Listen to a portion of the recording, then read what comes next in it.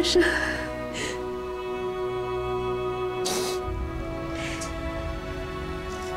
Sabi ng doktor niya, namatay daw yung baby sa tiyan ni Chloe.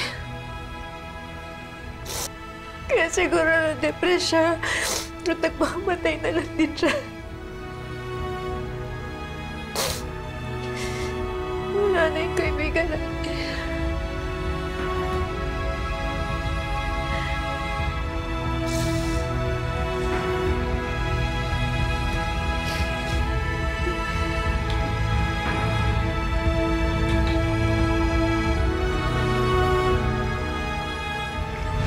Meant to meet your soulmate in this lifetime. Ano na lang gagawin mo? Tatanda ka na lang dalaga?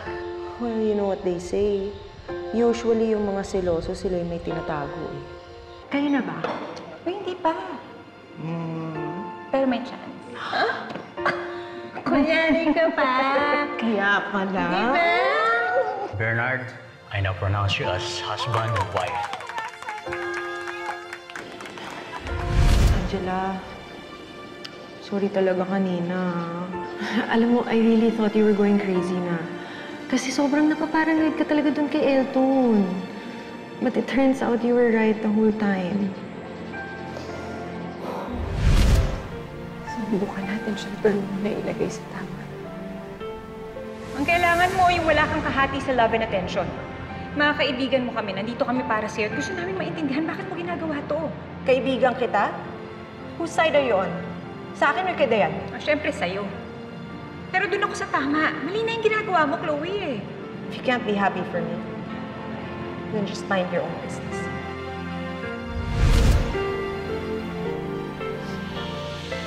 Chloe,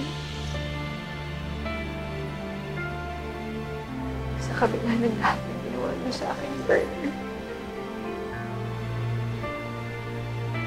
pinapatawad na kita.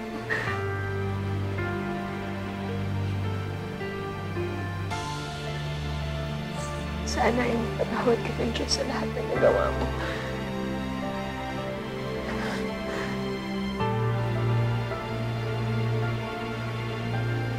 Goodbye, Chloe.